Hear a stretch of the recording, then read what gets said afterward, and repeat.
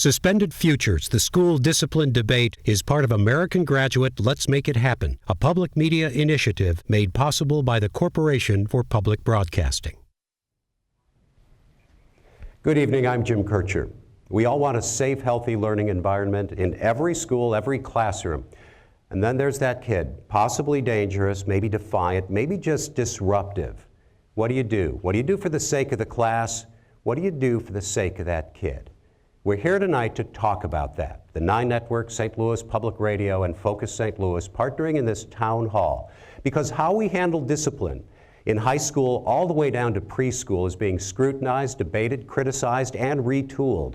The Ferguson Commission made the reform of school discipline policies one of its calls to action. And here's why. Turns out here and around the country, Black kids are suspended and expelled far more than white kids, often for nonviolent behavior. That might be a quick fix in a classroom with long-term consequences for this entire community. We've got parents here, teachers, students, experts with us. Please join us.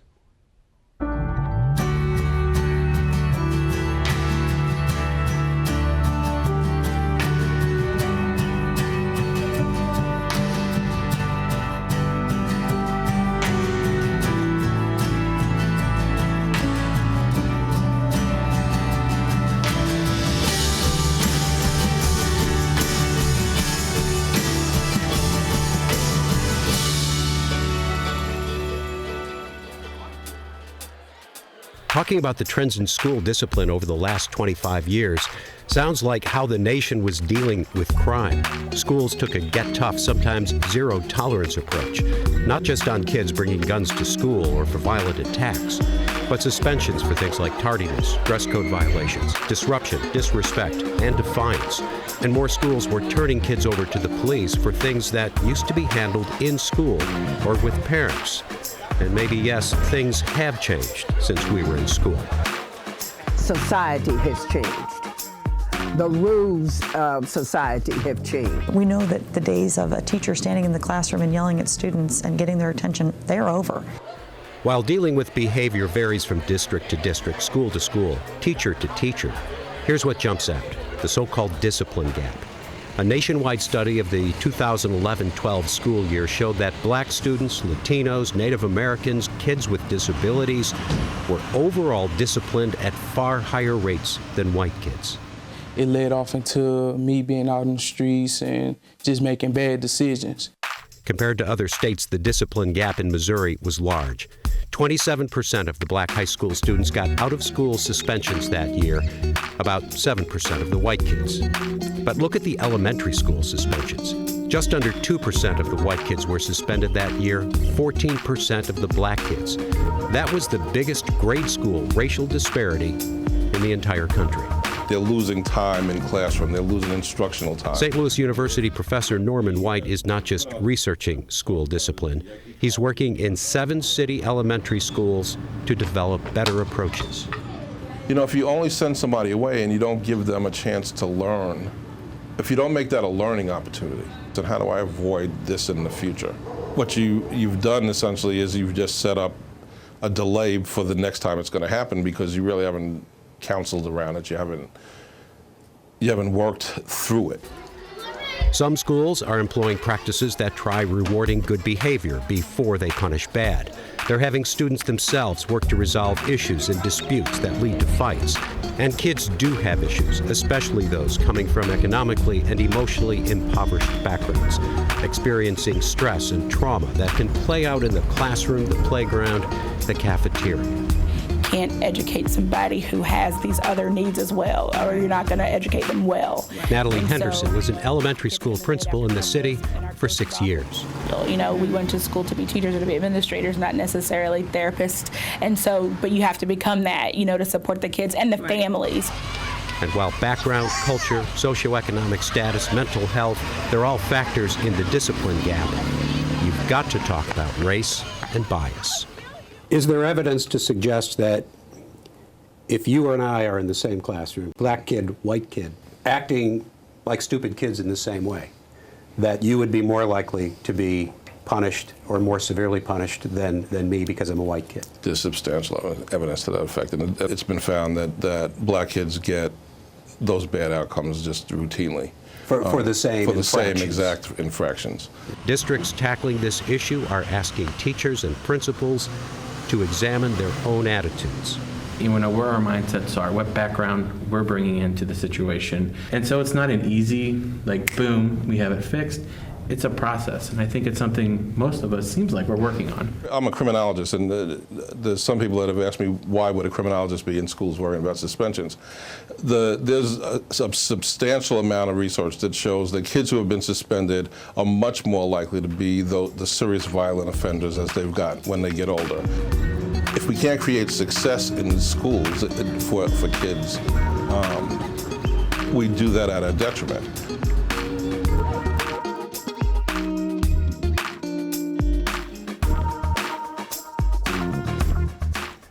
And we're going to hear more from some extended conversations we've had with teachers and students, and hear from the folks here in the audience. But let me first introduce Tim Lloyd. He's the education reporter for St. Louis Public Radio, and he's with our panelists. Tim? Thanks, Jim. And joining me are Amy Hunter. She's Director of Racial Justice at the YWCA of Metropolitan St. Louis.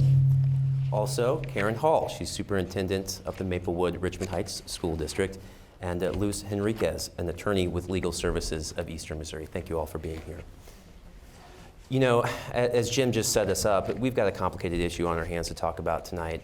We've got a lot to go over, problems, maybe some solutions too. But I want to set the tone and ask you each the same question, which is, when we talk about that discipline gap between white and African American students, what's really at stake here? And Amy, if you can answer first.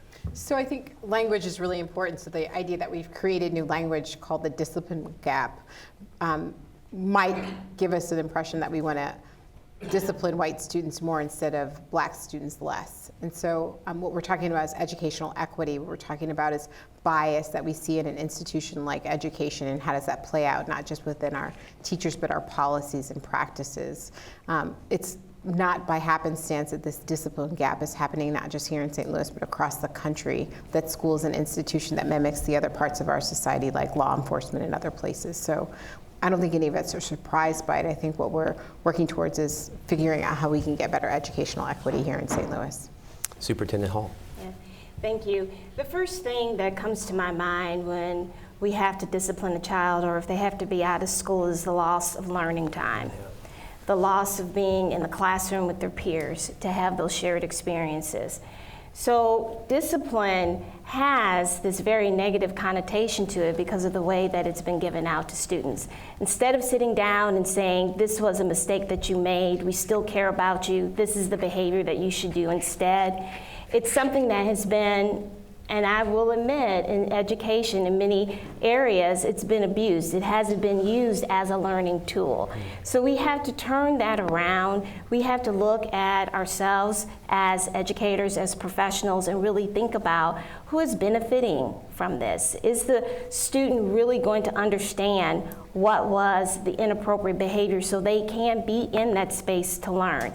I'm very concerned with the excessive use of discipline. Our students aren't in the classroom learning. And you wonder why, to go to vocabulary, there's an achievement gap.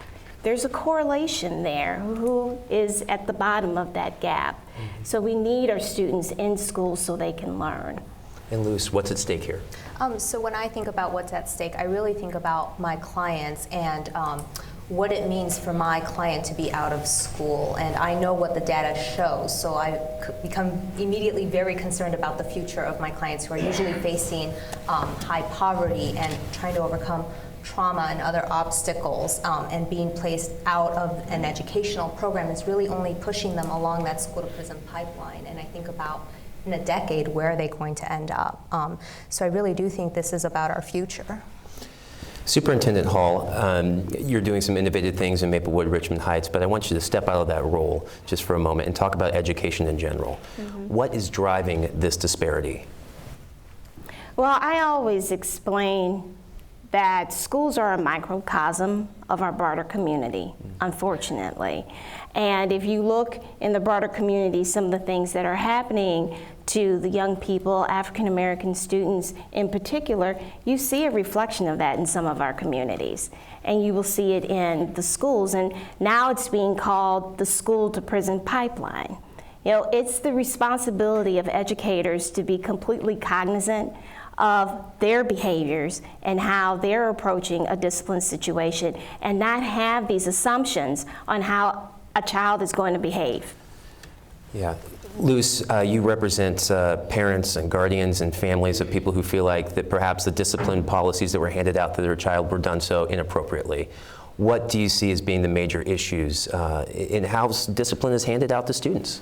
Well, one of the major issues that I see, and that I see pretty frequently, is really that disproportionate consequence for minor infractions. So, for example, we will have students who have uniform violations or who have tardiness issues who are suspended for those violations, but nothing has been tried prior to the suspension, so they are automatically put out of school for, it could be as short as 1 day, but we have seen extremes where they're put out of school as long as 10 days at a time. And there's no real thought or process about going to dig deeper into maybe why some of those issues are happening. I deal again with clients who are in high poverty. There may be very good reasons why they have uniform dress code violations or tardiness issues. That could be a transportation issue. So it's the folks in the district not necessarily using that discretion that they have the authority to use when deciding what the consequence will be for these minor violations. So again, that discretion is what you see as being the, yes. and how that discretion is being used. Yes. Discretion is about mental models. It's about how people perceive things. Amy, you train people to deal with something called implicit bias a lot of the time, which is things packed up in our brain about race or culture that we don't even know about, but can have very real consequences in our actions. How do you begin to talk to people about unpacking things locked up in parts of the brain that they don't even know about?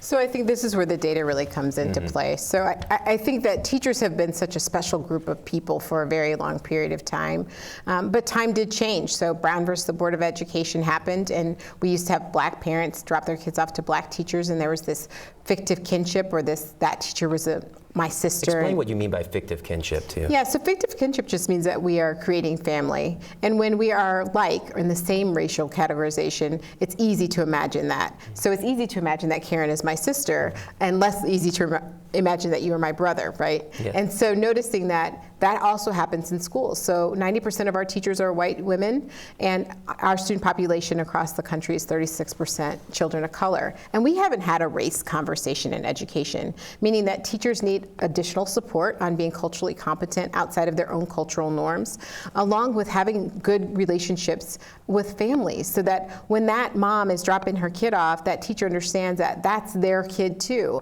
And so when we see this kind of disparity happen, often what we're asking white teachers is, would it be okay if that child were your child? That's 3 grade levels below, and what would you do to make sure that they came up to grade level, and what would that take, right? And so I think that's the piece that we need to spend way more time talking about. Of course, teachers have implicit bias. They're people like anybody else. Education is a system like any other system. It has racism and all other kinds of isms attached to the system.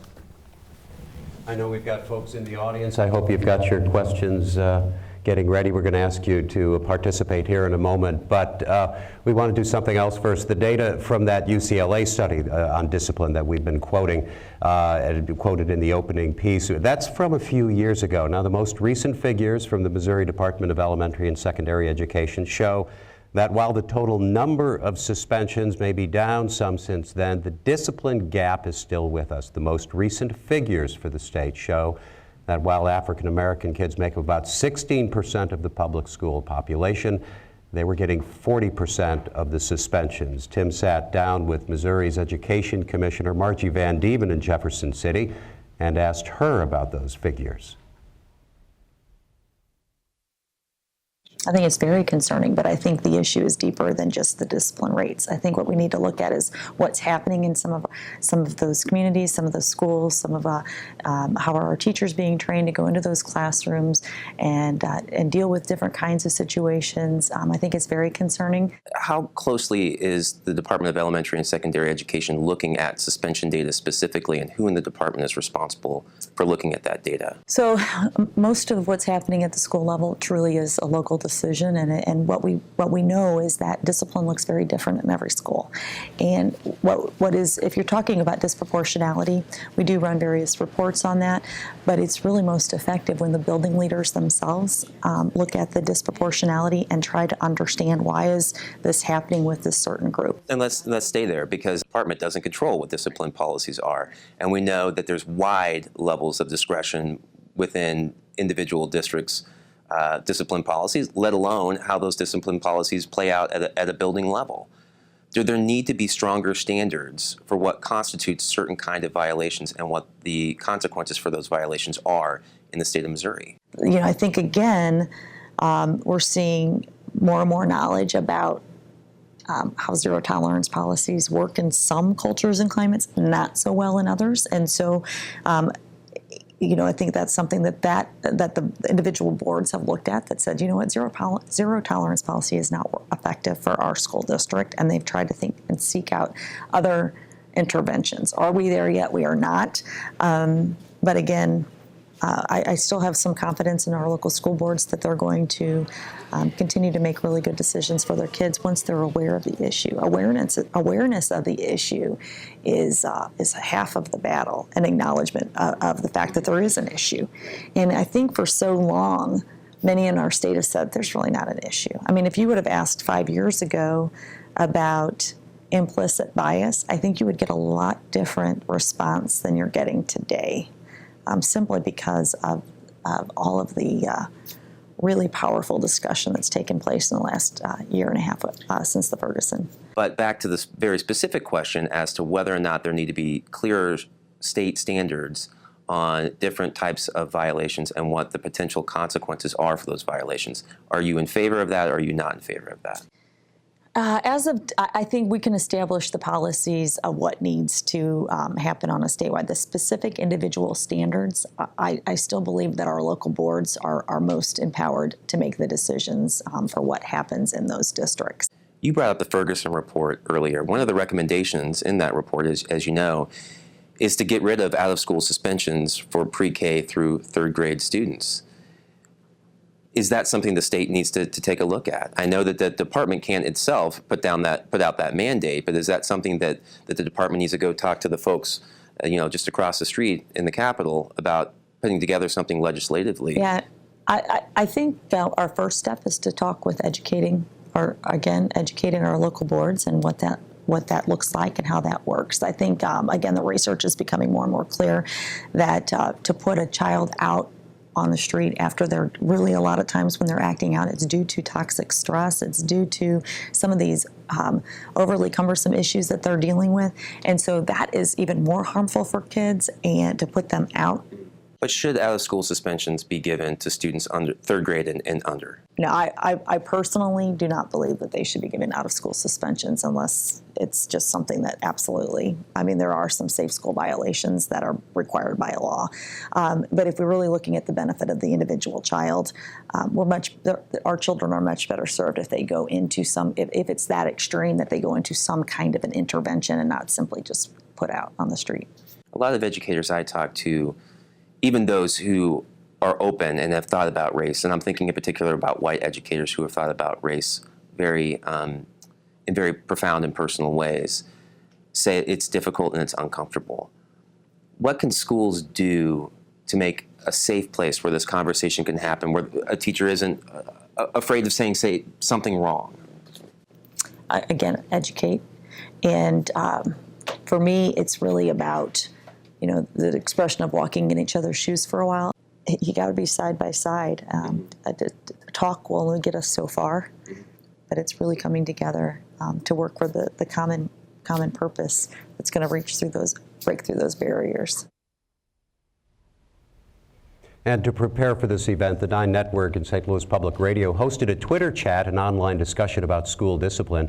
One question we asked, what changes need to be implemented for better discipline policies? And in response, AHawk12 tweeted, must ask ourselves important question. What is the intent of discipline? To punish or to restore students' ability to learn? So I'm going to ask a principal to answer that question to sort of begin that discussion. You want to introduce yourself? Tell us where you're the principal. My name is Starlet Frenchie. I'm the principal of Hamilton Elementary for St. Louis Public Schools. And so the question is discipline for punishment, or is it to restore the student's ability to learn, to bring that student back into class? In approaching disciplines, there are several different types of discipline. It's easy to have this conversation if you have not been in the shoes and you haven't done the work.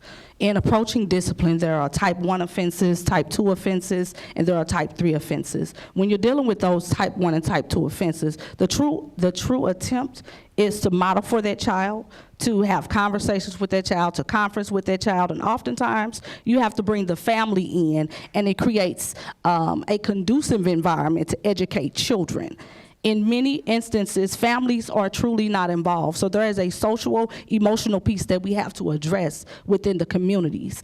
I will not lie and tell you that teachers are coming straight out of college prepared to deal with the discipline issues that we have in urban education. I can't tell you that. However, some of the behaviors are a result of teacher action, teacher behaviors, but oftentimes these behaviors are coming from the community, coming into the schools, and these are things that we have to teach ourselves to deal with. So with that, the true intent is to educate our children and push them back into the classroom, but there are instances where children are creating unsafe environments. And my challenge to you is, what do you do?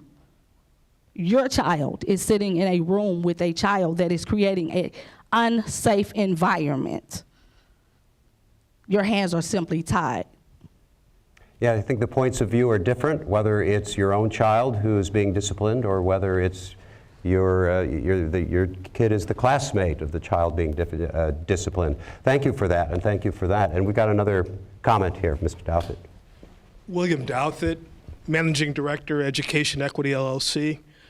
My question touches on the unfortunate incident in South Carolina, but looking past the unfortunate removal of the child, but to when the school resource officer was summoned to both counsel, administrator, and community leader. My question would be, where a classroom teacher, a building administrator are unable to control a child and to handle the situation, and a school resource officer is called, is that both a failure in leadership and a failure in the educator's responsibility to the child?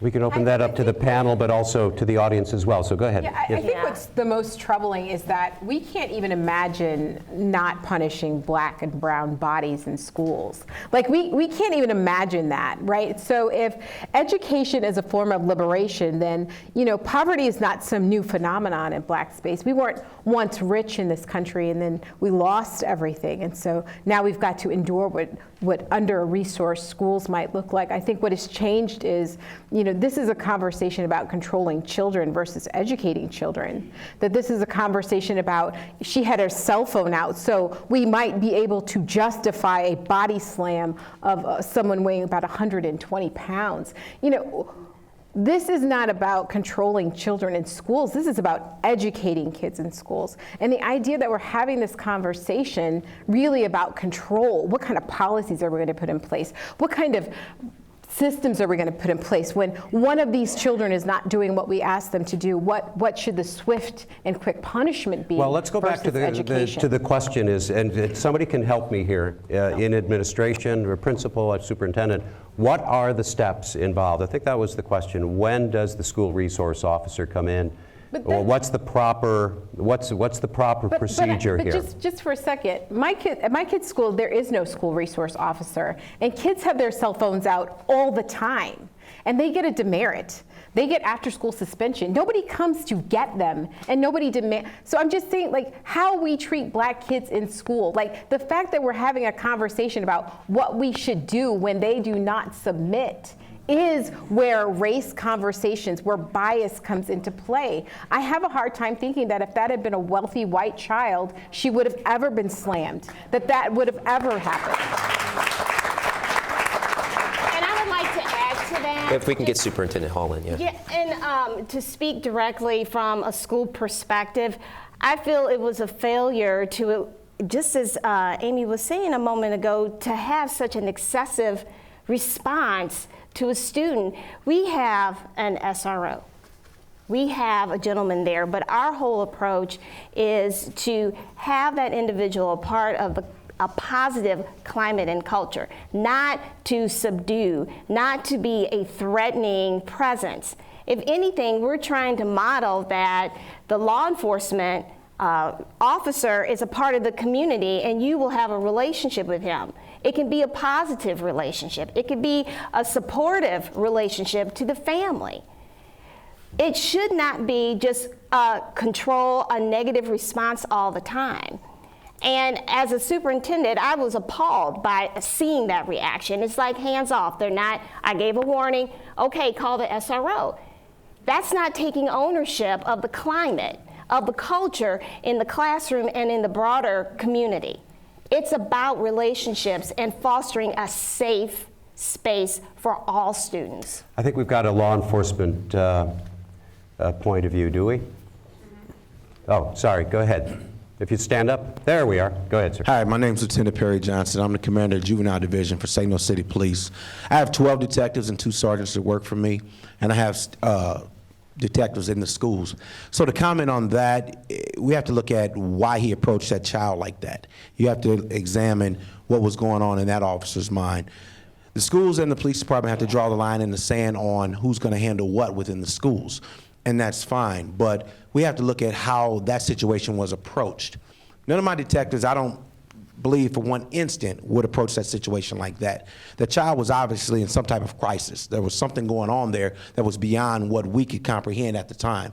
Unfortunately, the officer took some unnecessary measures to handle that situation. That goes back to a couple of things. Number one, his relationship within the school. You know, as you spoke about that. Mm-hmm. As an officer in the school, my detectives that are in the schools, they have a relationship with the staff. They have a relationship with the students that are in the schools. They know the students. Mm-hmm. So they can go in there and they can approach a student a certain way so that it never gets to the point of hands-on physical violence or anything of that sort. Mm-hmm. That's number one. You also have to examine what was his level of training. Where did he come from? What was his level of training? What type of expertise did he have in dealing with young people, and especially dealing with young people of color? So there are a number of different things that need to be examined just within that scenario right there. Do I think he was wrong? Yes, I think he was dead wrong. I think he was wrong totally in how he approached that. As law enforcement, we have to do a better job in approaching young people and how we approach them, and we have to recognize that, as I said a few minutes ago, some of them are in crisis. There are different things going on with young people that we sometimes can't even comprehend. So.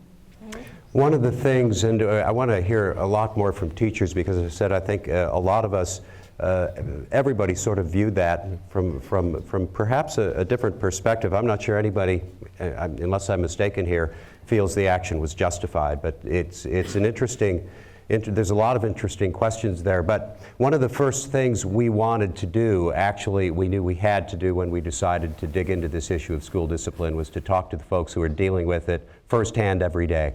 Anne-Marie Berger got together with a group of teachers from different grades and different districts.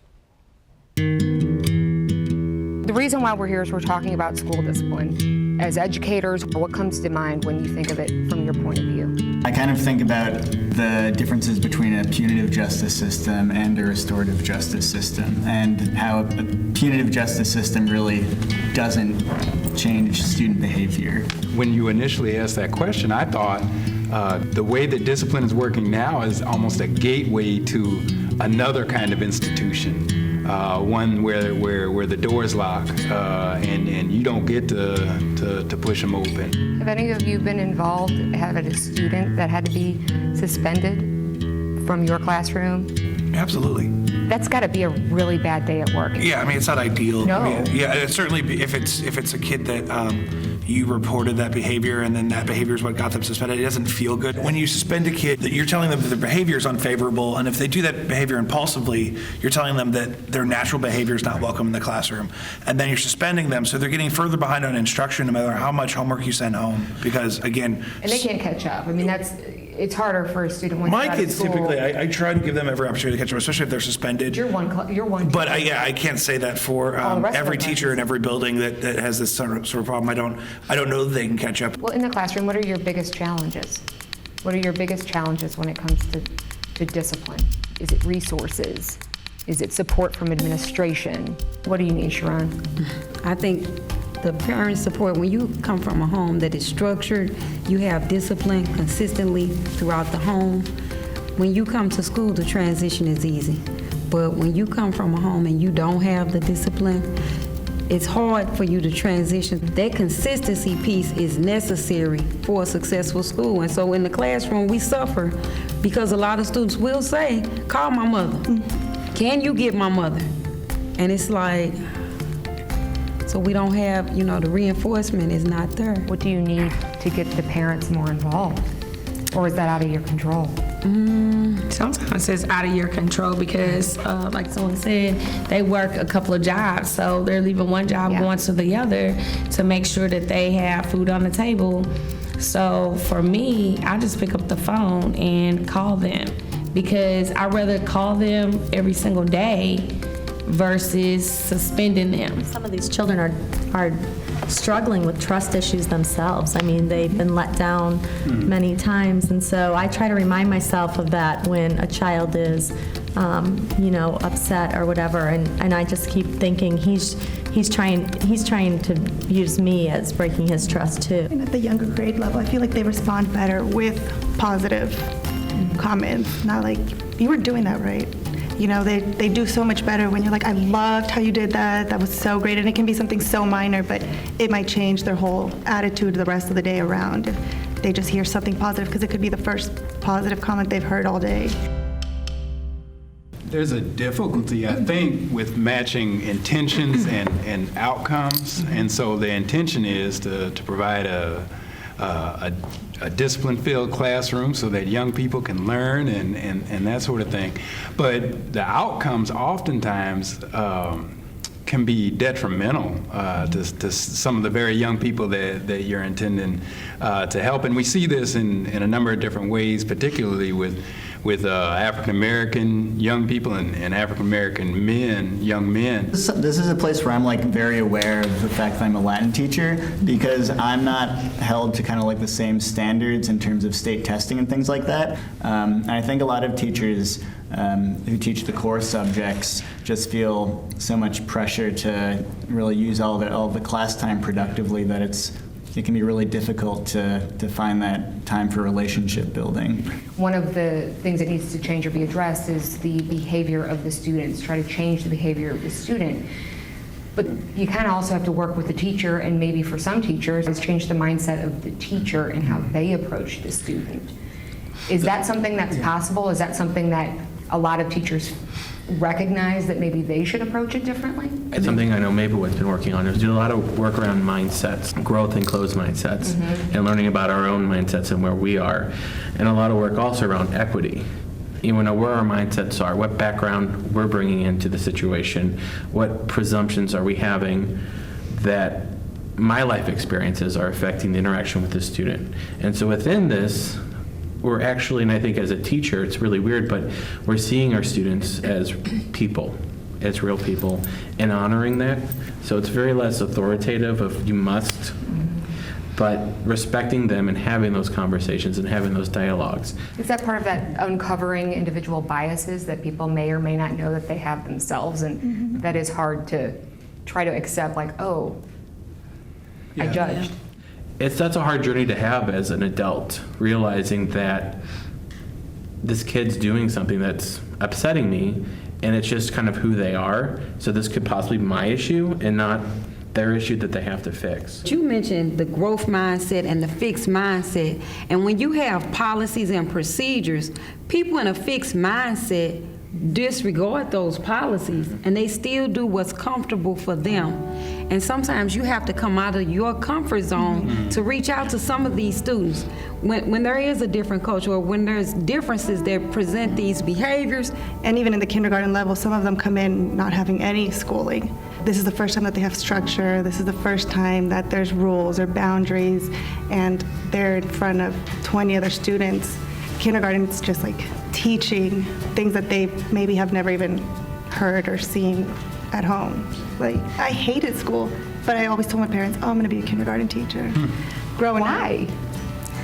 I was that ELL student that, went into kindergarten not speaking any English, so school was really hard for me. And it took until a teacher that I really liked for me to like school. All because of the teacher. Yeah. So you have to think about that when you are teaching. You might be that one important person in that student's life that will just change how they feel about school. So we have some of the teachers who were in that conversation. Jacob Wiedemschek is one of them. I'm wondering this question about how you learn to do what you do. When you were a first-year teacher, were you ready to deal with the issues you deal with at U City, for example?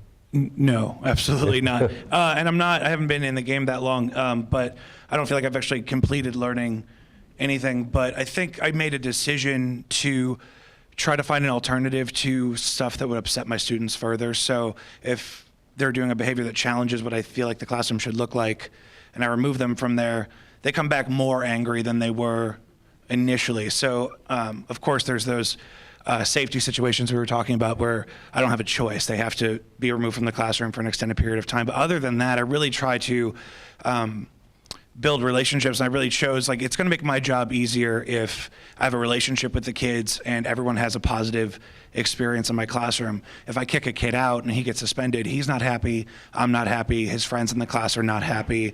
Nobody feels good about that. So I think I asked myself the question early on, my job is to serve somebody, who is it?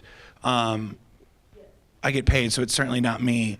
It's probably the students, and by disciplining them punitively, I just thought I'd experiment with the idea of trying an alternative. I wonder about this, that you've got to have this balance between dealing one-on-one with a kid who needs to be dealt with one-on-one.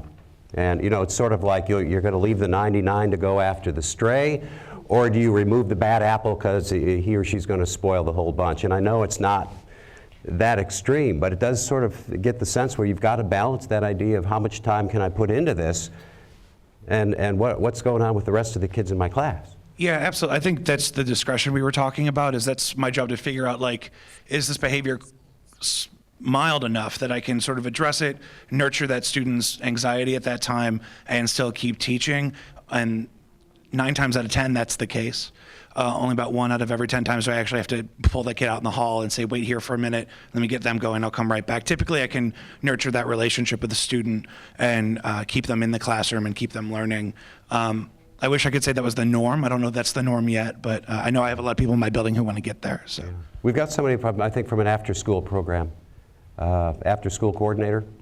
You want to fill us in, who you are, what you do? My name is John Phillips. I work for Neighborhood Houses. We operate after-school, before and after-school programs inside St. Louis Public Schools. I'm kind of conflicted. You used the word balance a few minutes ago, or a few seconds ago. Just today, I'm picking up kindergartners to bring them to our classroom, and there's another kindergartner in the room, kicking over tables, throwing chairs, on his back. The 2 teachers, I don't know if it's school protocol where they don't get involved, but they're just watching this kid throw this fit. So there are other students in the room, so I just grab them, scoop them up, take them out in the hall, try to find a principal. School is letting out, so I couldn't. So anyway, I end up just having a 2-minute conversation trying to calm him down. So there are situations where discipline is necessary. You have to have some type of discipline and structure in your classroom, or kids will run over you, flat out. We can talk about, all the, these ideals and things of that nature, but 2 to 3 kids can totally disrupt 40 with no problem. So if you do not have structure and discipline, then nothing will be, the other 37, 36 kids will suffer. There has to be some type of structure and discipline, and eventually, and like I said, it's a balance. So with the structure, he said relationships. You have to have relationships. Fortunately, I have a little more time to dedicate to kids because I'm not involved in instruction all the time. Well, let me ask about the structure and discipline to the folks up here. We need discipline, right? Unless somebody's saying we don't need discipline. But what does it mean when we say we need discipline? Is it guidance? It goes back to that question. Is it punishment? Or is it guidance? Or is it timeout? It's a mental model, truly, and how you want to approach it. And if you consider it as an instructional tool, part of the instructional process, then the way you enter a situation is different. I appreciate this gentleman's comments because you do have extreme situations with a child. We had one young child have a very dangerous situation, being destructive, had to remove all the other students. Teacher was calm, very professional, but it wasn't a discipline issue, it was a health issue. And the child had to be rushed to the hospital because they had a severe reaction to some medication. They were misdiagnosed and they had the wrong medication. So at face value, it may appear to be one thing, but it could be something else. And it's not that simple. Let me just say that as well. I want to recognize that. It's very complex.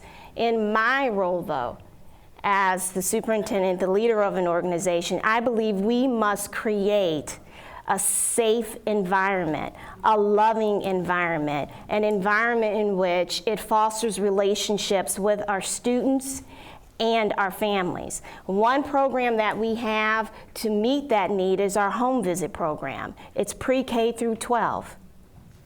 It's important for each of our staff members to meet families at their homes, talk to them about their child, what are their interests, get to know them on their level.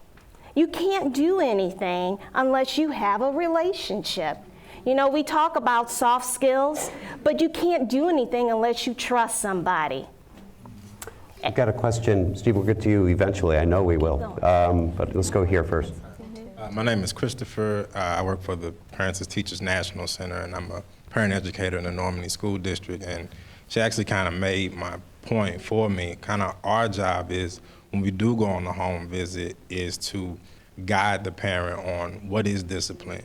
What is we used a lot of open-ended questions. What does discipline look like in your home? And hopefully that we can give them some tips so that, because it all starts at home, because they take that same behavior and exhibit it in most cases at school. And so if it's not being redirected at home, you really can't expect it to, be redirected at school. So she kind of took my point. It does feel like we're having two different conversations about discipline, though, right? So discipline in racial justice work means that you are studied, that you are using multiple resources, that you are have some self-efficacy, right? Not that you are being punished for something out of bounds, right? So when we're looking at even an independent school model, their discipline that they're talking about is the student themselves being disciplined, not the school itself disciplining the child, right? So we encourage literacy because literacy is a discipline that if you practice enough at this, that you get really good at, and that you have some power and control, right? You can decide what books you read, how fast you read them, how many you read, right? And so I think part of this conversation that we're having is very racialized language when we're talking about discipline, as we see it not only in how it gets practiced out, but also then what are our expectations, right? So are we looking at children of color with deficit model thinking and parents of color as if they don't want what's best for their kid? Like, how many times do we have this conversation about white parents? and how involved are they in their kids' lives. But we always, I mean, we tend to like sway this conversation a lot to what's going on in that family home. I know white families that have drugs and alcohol in their family, that have sexual violence in their family, but we're not talking about them in the same way. So just making sure that we're like keeping on tap that this conversation we're having around discipline isn't merely about, you know, are you sitting in your seat? This is we've walked into this situation really because of racism in our system, that we worry about the kids, that if they aren't following the rules in our school, that they're going to be dealt with law enforcement. And if that is our fear, then education as a path to liberation would be our strategy, and more education and less discipline would be a strategic goal. Here's the thing, one of the things, yes, go ahead, please. I want Steve Zwolek to come into this, because I think one of the things that may surprise people is that we're not just talking about high school and middle school. We're talking about early grades. We're also talking about suspensions and expulsions from preschools. Are we talking the same issues? We talk this pipeline. We talk, you know, setting things right, listening to parents, listening to kids. Is that the same for a 4-year-old as it is for an 8-year-old and a 16-year-old? Well, my name is Steve Zwolek. I'm with University City Children's Center and Loom Institute. My head is really swimming in this because this is a huge conversation. And many people are not aware that preschool and suspensions in early childhood education are 3 times higher than any other grade level. So you're getting well-prepared children. And so it's 3 times higher than any other grade level, and African American boys are being suspended at 3 times higher rate than any of the preschoolers. What is that, 3 cubed? So there are inequities somewhere in this world that we have to start figuring out. And the conversations in early childhood are absolutely the prime place to get it. I mean, we know what the brain research says, we know how children develop, and they just don't wake up at kindergarten and happening. It is something that we know has a root beginning in infancy, and we can support children and families as early as 6 months of age. We know that children of color, children at 6 months of age have color preferences at 6 months. So if we think we're going to start at kindergarten or in middle school, we're fooling ourselves. We need it's a systemic issue. We need to really look at discipline as a discipled experience. We're talking, people are interspersed in discipline and punishment, and we're just flat out punishing children. Yes. And so we really need to kind of get our definition straight. We need to understand, where does it start? And we have, you know, data that says if we don't start early, we're in trouble. And we do have suspensions then going into kindergarten, 1st grade, 2nd grade, 3rd grade. Anybody have a point of view on that? We've got here. Let me go ahead and hand that over. Identify yourself for us. Thank you. I'm Allison. I used to be a special ed coordinator, and I was in a school that was kindergarten through 8th grade. And I saw this all the time. I would have students that would come into the school with previous records of suspensions in preschool.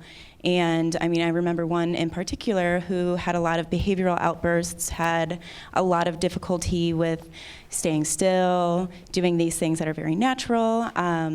And he would get suspended multiple times in kindergarten. So we got to a point about halfway through the school year where he was finally referred to special ed, and they found a sensory processing disorder. And that was the cause, because he was literally in pain most of the time, and to express it, he had to have this amazing output difference to be able to function. He didn't qualify for special ed because sensory processing disorder is not enough. So he didn't get access to an occupational therapist. And later that year, after being suspended for over 30 days cumulatively, private meeting in the principal's office where the principal said, you can either withdraw your student or we can expel them. So we talk about data all the time, but there's this stuff happening all over, not only all over St. Louis, all over Missouri, all over the state, I mean, all over the country. They're not going to be capturing that. And yes, this was a black child, and yes, this is a child with a disability on his 4th movement from school to school, what kind of resources does his parent have? You brought up an interesting point. Jim, I want to bring this into the conversation quickly. Please. I mean, you work with clients from districts across the region. I heard a couple of things in there. Misdiagnosis or underlying health issue that wasn't diagnosed, and a principal expelling a child. Yeah, and so I have clients right now where we are seeing these issues, very young kiddos who are being put out of school over and over again. Sometimes they're put out with what we call a de facto suspension, where the teacher or the principal is just calling the parent up and saying, you've got to come pick your kid up, and he just can't come back today, bring him back tomorrow, and essentially is suspending that student but is marking it as an absence, and I find that Which really doesn't show up in state data. It does not show up in state data. They mark it as if the parent picked up the child early. But we believe that's a de facto suspension. And I have clients who are being put out time and time again, K through third grade, where they are doing the exact behavior that we were talking about, really destroying the classroom, turning it upside down. And we often ask the parent if they think that the child needs to be referred for special education services. And when the parent has done that, in my experience, the child qualifies for services as an emotionally disturbed child, as a child with all sorts of, there's all sorts of criteria that you can meet, but sometimes there's the other health impairment for like an ADHD diagnosis, which can come with some of that sensory processing. And once that child starts receiving services, social skills and counseling, which can be part of that, we see the suspensions stop, or at least get minimized. Yeah, just quickly to follow up though, can a principal in the state of Missouri expel a student? No. A principal can only suspend under Missouri law up to 10 school days. The superintendent is the one who can long-term suspend a student. But not expel, that's right. Only the Board of Education can expel a student, and only after a hearing. And how often do you see with your clients a principal expelling a student? I see that often. I have several matters open right now where the principal is telling the parent. Cases. I have clients who are going through this situation where the principal calls the parent and tells the parent, your child is expelled.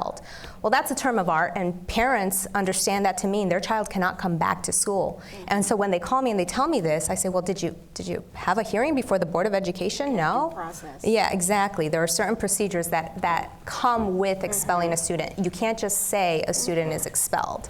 But we see that all the time with young kiddos, with some of the older high school kiddos. We see that term being thrown out all the time.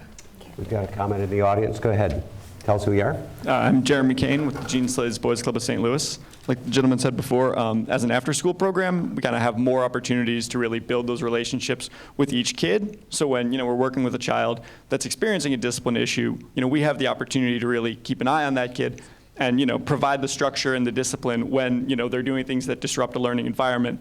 But then also at the same time, we watch those kids for opportunities to really praise them. When you're dealing with a kid with an anger management issue who gets hit in the head with a basketball, takes a second, takes a deep breath, cools off, realizes it was an accident. We say, hey, great job managing your emotions.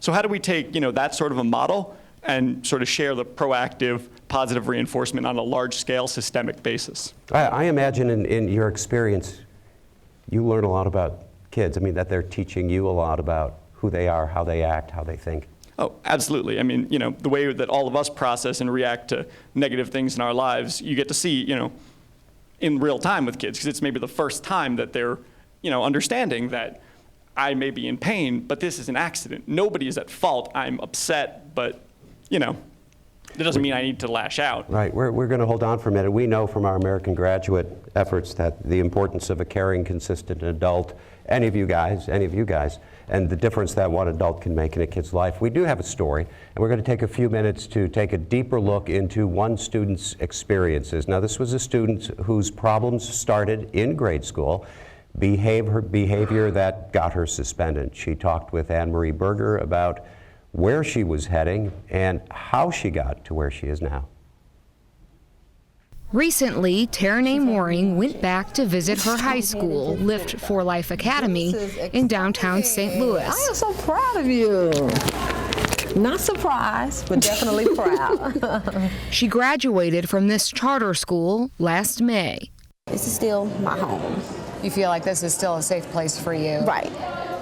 I can still come here and get work done, and I can still come here and come for advice, and still home. You are in school now. Where are you attending? Veteran. Veteran. Many high school graduates feel this way about their alma mater, but Ternay's positive affection for her school is short of a miracle. Growing up, school was not a safe place for her. It was not a place where she was going to succeed. What's your academic history? Oh, I have been suspended a lot in my life. I'm originally from Kansas City, so I moved here when I was about 8. And just moving in, trying to get comfortable with the city and the kids, and people kind of picked on me because I was a nerd. Nobody liked me because I was the new kid. So I kind of started just being something I wasn't, which was bad. And, you know, a hothead, and don't say anything to me. I started cursing and just, you know, changed who I was. Started fighting, arguing with people, cussing people out, getting suspended 10 days, 5 days. And it was my fault because I could have avoided all of that. But I just wanted to be something or fit in. Ternay was in the 3rd grade, just 8 years old, when she got into her first fight and received her first suspension. The once nerd with good grades was no longer excelling in school. She tried starting over at new schools, tried to fit in, but ultimately fell back into her bad behavior. My dad was just a bully. So that's really how I ended up being a bully to others, because my dad was a bully to me. So it was like, I don't really care. I really wanted to just give up on everything. I wanted to just not be in school, just give up. Lift for Life was Ternay's 3rd school in 6 years. And when she started there, her behavior and attitude wasn't any better.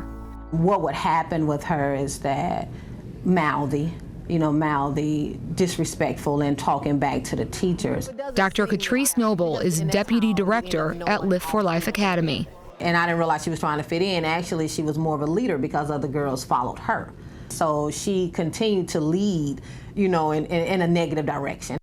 It seemed at this point, Ternay was going to be just another statistic. Honestly, I would have been pregnant at 14, like my grandma, when she had my dad. I would have dropped out of school and just been a mooring, because that's how my dad's side of the family is. They're dropouts. They're people who could have made it but didn't, people that don't have jobs, and they go off government assistance and, that kind of stuff. I didn't want to be that. In my head, I did it.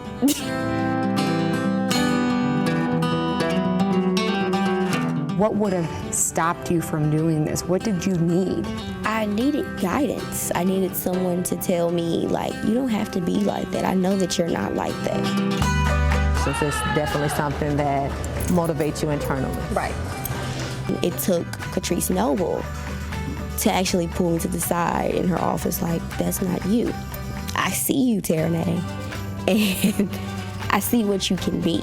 I realized there was a lot of, home situations that had been occurring, and this was her way of expressing it, seeking attention, and really asking for help, and not really knowing how to do that. And she said, I care about you.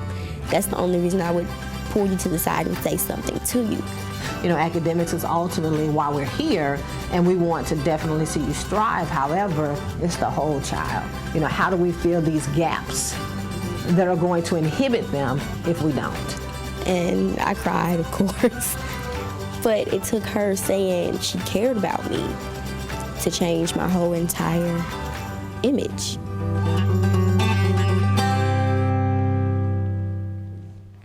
And Ternay is here joining us. Thank you.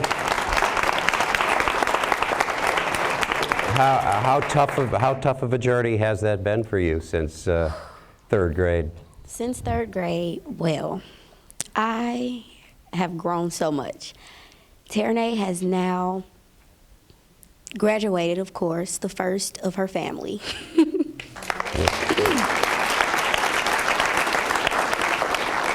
And with that, I have started my own business. I'm in college for business management, and it all started from being a child in the 3rd grade who moved here and didn't know anybody. I'm going to ask you a question, and this is a question I want to ask the panelists and the folks in the audience. I hear that if we set high expectations for kids, they will meet those expectations. That one of the problems is we don't expect them to achieve. Can we set high expectations for academic achievement and set high expectations for behavior and get the same kinds of results? I believe so. The bar was set pretty high for me, even when I didn't know it. It took Ms. Noble to say, that's not your life. You're not even from here. So that's not your life. Just be who you are. And it brought me to where I want to be. I've always dreamed of having my own business. I've always wanted to go into fashion. I used to draw.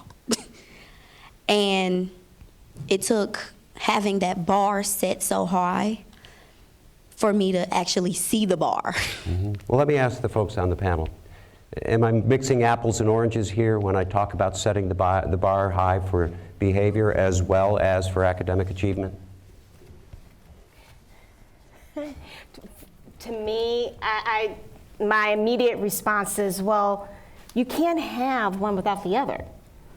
You have to create an environment where young people feel safe, they feel respected, and they feel loved. And when they know they're in an environment where they're going to be treated with respect, they're going to meet those high expectations. And they're not separate. It's part of being a human being.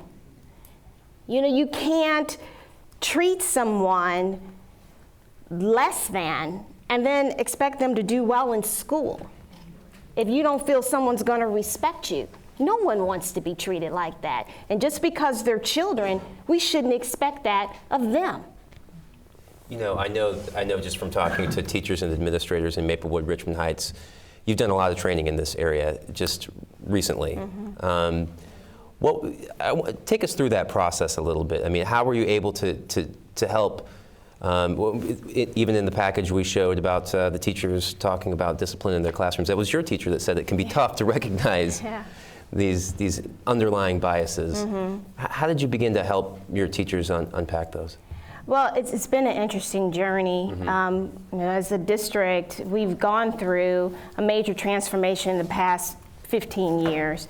And 15 years ago, we decided we wanted to take a different look at education and change the metaphor, because 15 years ago, we were really struggling with this very issue, to be real.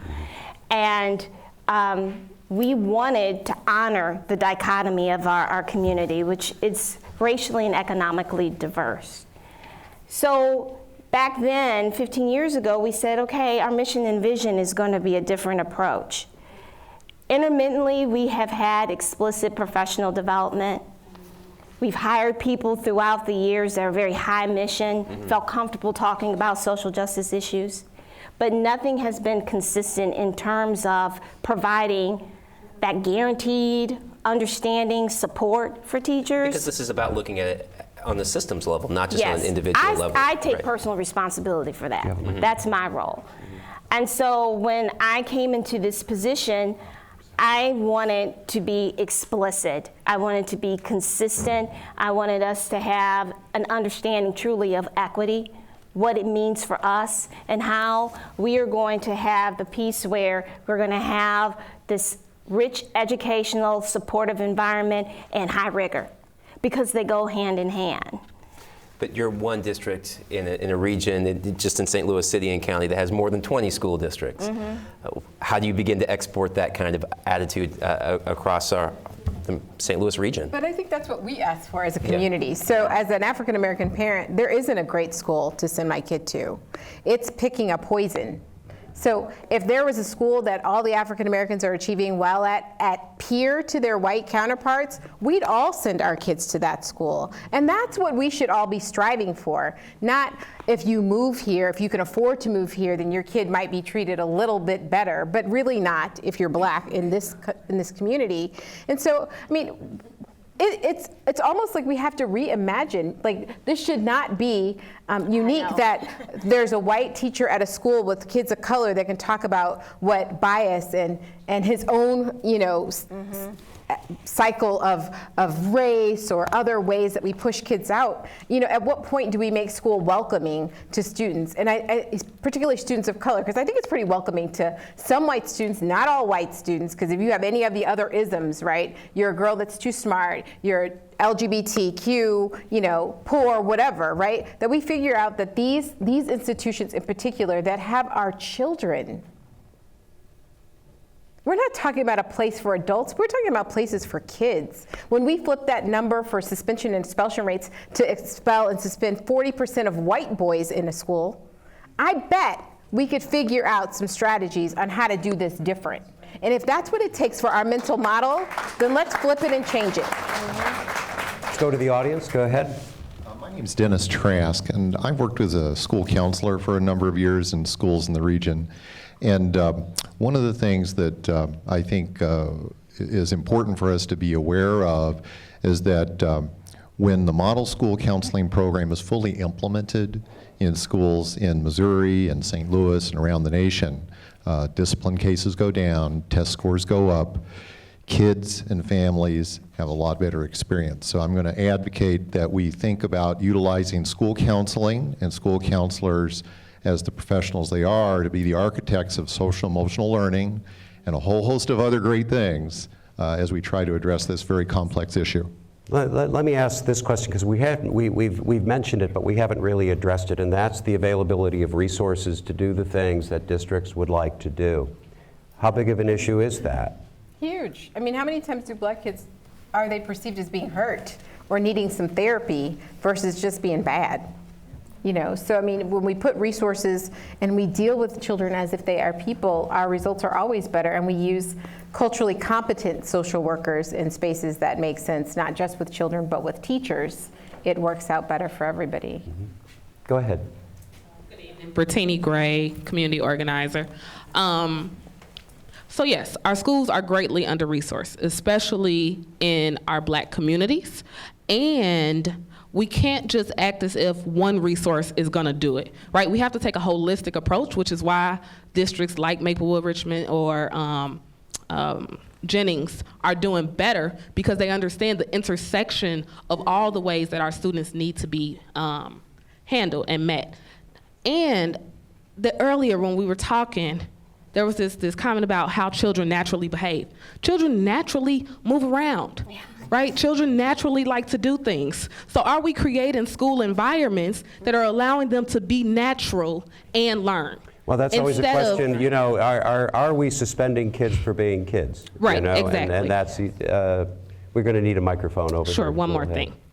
Go ahead. On the pre-K to third grade issue, and especially when we start talking about special education, we still have those disparities, and they actually get greater along racial lines. So that's not necessarily the solution either. Hey, Jake Check again, Hughes City High School. Last time I was here, we saw a clip of it. We were talking about exactly that my feeling, at least, I feel like the feeling of a lot of my colleagues is we're teaching kids that their behavior is unnatural if your impulse is to move around a little bit, or maybe talk to your friends in your class when you sit down, and we immediately reprimand that behavior. We're teaching kids that their natural behavior is unwelcome, and when we're continuing that process, we're teaching them that they're unwelcome because that's what their impulses are. And I didn't actually realize until we've been talking about it that happens at the pre-K level. So now it makes sense to me exactly why it happens so often at the high school level that I've experienced. And I just wanted to advocate that we try to do something. I mean, when I wake up every morning, I really want my kids to know that I care about them, and I want to nurture their natural behavior and try to make it work in the classroom. And I just really hope we can all get to a place where we can. Yeah, and again, I want to reemphasize when we were talking to Professor White over at SLU that the that the research indicates that, as I said, if we're behaving like stupid kids, am I less likely to be disciplined as harshly as a black student? And yes, the research backs that up. This is not somebody's perception of this. Go ahead. Yeah, hi, I'm Michelle. I'm a case manager for One Hope United here in St. Louis. We service pretty much the entire St. Louis City region. We work with kids ages 10 to 17, so I'm definitely with school-age kids. I'm in the school, I'm in the homes, I do home visits, school visits, work with school staff all the time. One of the things that I see that I feel is not being addressed when I go into these schools all the time and I'm hearing the complaints from the teachers and the principals and this kid's getting suspended for this or kicked out for this is where's the issue of mental illness and why are we not addressing kids' IEPs like we need to be addressing their IEPs? For example, you were touching base on the fact that principals cannot just expel a child. Yeah. Well, I had a perfect case of a 10th grader who the principal just decided to expel her. Now, take in mind she had an IEP. She had severe ADHD amongst other mental illnesses, so she did have an IEP for that reason. And she was expelled for, and I even saw the expulsion papers when I met with the family, she was expelled for what they said was trying to fight. So she wasn't even in a fight. She was going to fight. She admitted that she was going to pull her hand back and she was going to maybe take a swing at this kid, who, mind you, had been disturbing her for a very long time before a teacher even acknowledged what was going on. So this kid is sitting on the teacher's desk, disturbing my child, and the teacher's over there in the corner doing God knows what, where this child's going, excuse me, this person's bothering me. So I think that we need to have these teachers look at these kids, maybe be more trained in how to deal with kids that have an IEP, how to deal with kids with mental illness. The principal said, I'm going to give her a 10-day suspension with a hearing, a school hearing, mind you, not an IEP hearing, not even a Board of Education hearing, which she's entitled to, saying, I'm going to kick your kid out. And he did. And they got an attorney from Children's Legal Aid. They fought it. They said, you know what? Your child cannot be expelled. She will now have a 30-day suspension. 30 days, though. She's already been out 3 weeks. Great. Yeah. Thank you. Wow. You have a comment? Tell us who you are. We see that. My name is Shireen Jackson, and I am a graduate student at SLU. So I just have a question, just a general question for anyone to answer. I heard the topic, the school-to-prison pipeline, mentioned a couple times, but no one really went into depth. When I hear the term discipline, I immediately think of punishment.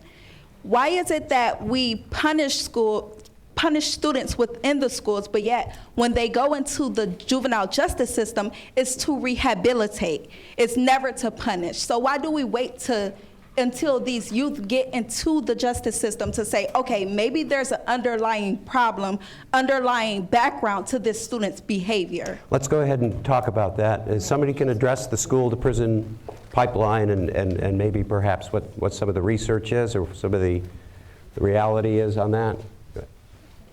One indicator with regard to the school-to-prison pipeline. What exactly do we mean by that, first of all? I'm sorry. When students are either pushed out, suspended, expelled, or encouraged to drop out because schools do not want to meet their particular needs.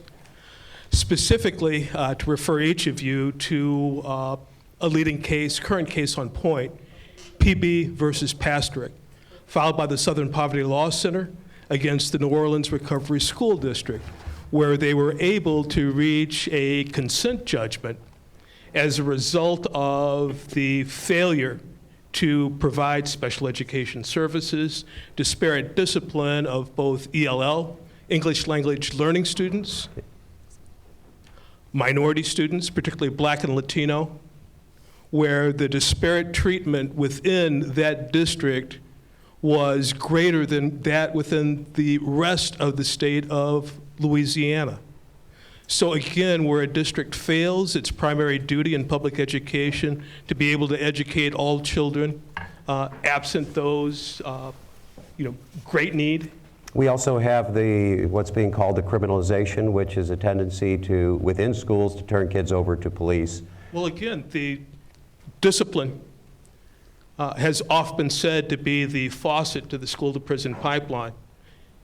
If you are a school district and you're being judged based upon how your students achieve, the easiest way to accomplish high academic achievement levels would be to rid yourselves of those students who are easily suspended or expelled, particularly when most states do not require that a student who is suspended for a 10-day period to be participating in the state assessment exams. I also think it's important that we are paying attention to Michelle Alexander's work with the new Jim Crow, so that we understand that this isn't just something that just kind of sort of happened, that we look at mass incarceration, what it looks like in black spaces, how it affects the family, how it affects the family structure. For every person that's incarcerated, there are at least one or two other people that are attached to that person, and even a young person. So, you know, this wasn't by accident. This country benefits and profits off the mass incarceration system, particularly on the backs of black and brown people, and this isn't some happenstance. So the fact that we can track and trend this from schools to prisons, and the economic access and gains that we have in our system according to mass incarceration and what it's done to our communities is something we should be paying attention to. This was not by accident. We'll go to the back. Hi, my name is Anna Ginsberg, and I work with the American Friends Service Committee. We have a restorative justice program at Northwest High School. And my question has to do with the Ferguson report, which recommended shifting to restorative discipline, which actually has really good outcomes compared to traditional discipline. And I wanted to ask the panel or anybody, how do we start to make that shift, and how do we make it? Can we talk about the restorative justice approach, exactly what that is and how that differs from something else? Yeah. First, I think we're paying attention to language. So we don't restore, we transform, we can do some other things. So I think some of what we're paying attention to is Angela Davis's sister, Fatima Davis, has great work on transformational justice, that this isn't some new punitive way that we figure out how not to kick a kid out, but still humiliate or emasculate them in the school system, that our restorative justice programs still have bias and racial disproportionality still associated with them. We still have a long way to go educating educators. We've spent a lot of time talking about students and families. We haven't spent a lot of time talking about what needs to happen in the school, whether it's the teachers or the curriculum. It's really hard to be an African American student with a racist curriculum, right? And want to come to school every day. So let's restore the justice within our curriculums and our education systems, as well as figuring out how not to kick and push out kids of color. Well, again, I have to support what Amy is saying. I feel things are out of context with this conversation. When you talk about restorative justice, discipline, punishment, these are outcomes.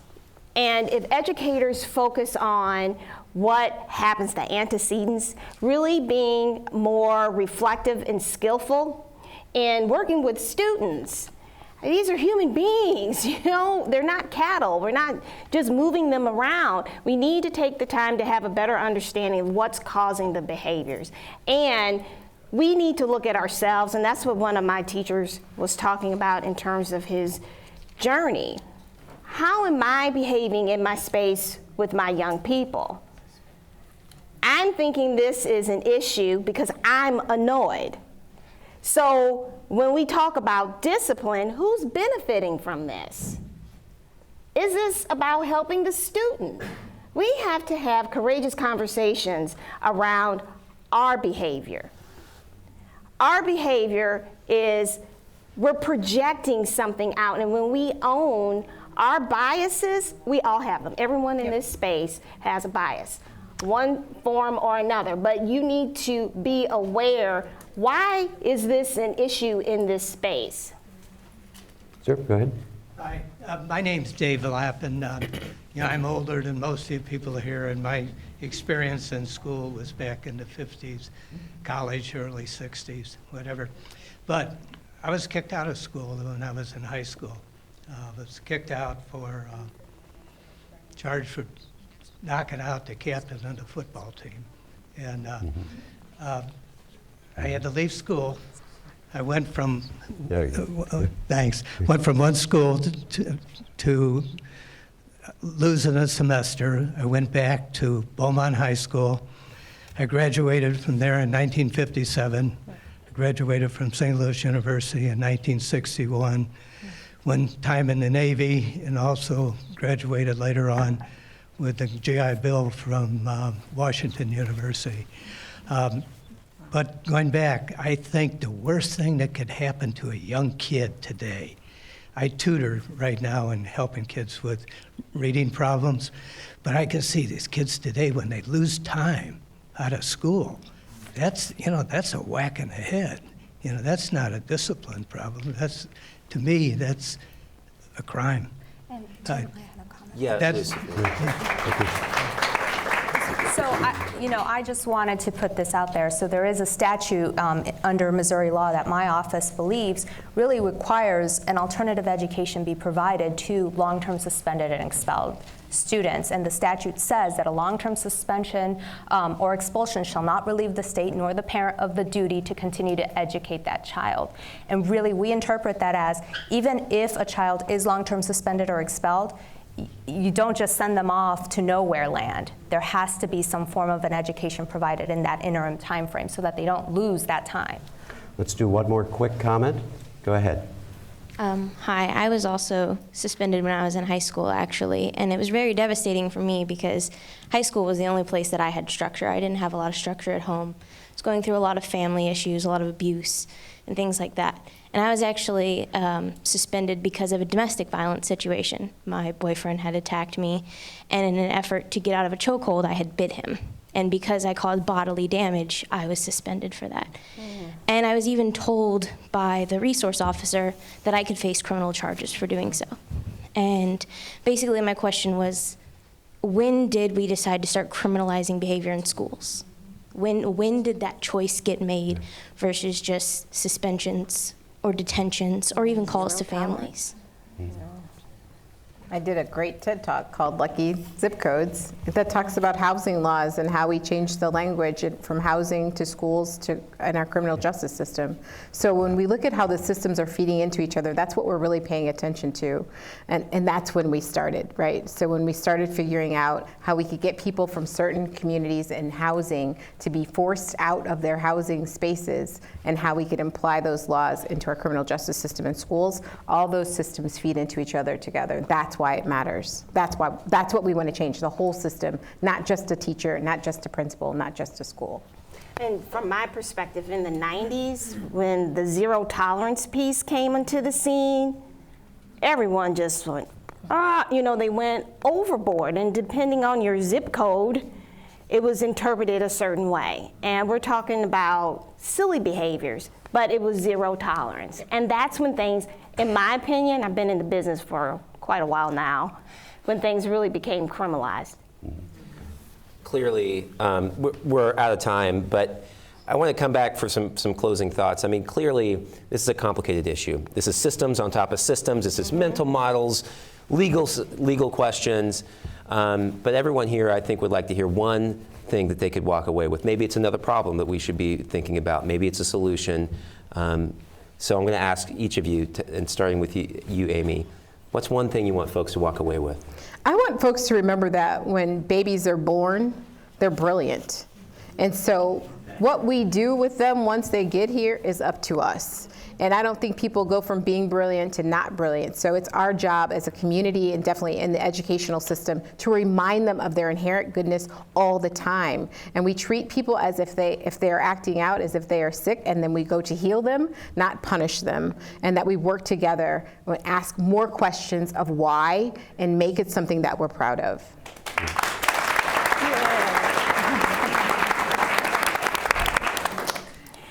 In this debate, this conversation, I always go to this, and I even said it this evening, I'm amazed that we talk about children like they're aliens and not human beings. How do you want to be treated? It's real simple. They're just smaller.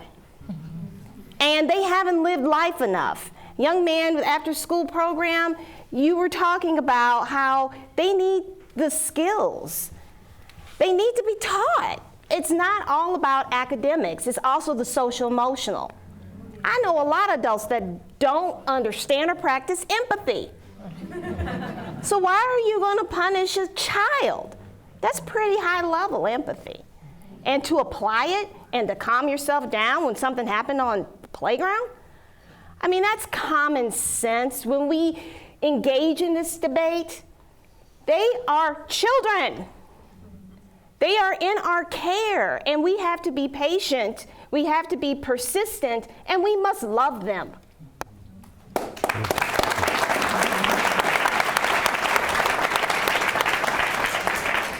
So I guess the thought that I would want to leave you with is that there is discretion really at every level, from the teacher who has seen the behavior to the principal who's determining what the consequence is, to the superintendent if there's even a recommendation for a longer term suspension, to the school board of education when expulsion is on the table. And really being mindful that that discretion exists. You don't have to put kids out of school, especially not for a certain amount of time, just because you've deemed that that's what you're going to do in particular situations, and really reviewing the circumstances of that child and what led to the alleged offense. That's really important. I think that also goes to remembering that they are children, and when we are talking about their decisions, they are not going to mirror an adult, reasonable mindset. Well, thanks so much, everybody. A very worthwhile conversation. I want to thank Tim Lloyd from St. Louis Public Radio, all of our panelists, everybody in the audience who came and listened and spoke. This town hall has been a joint effort by the 9 networks, St. Louis Public Radio and Focus St. Louis. I'm Jim Kircher. Thanks for joining us. Good night.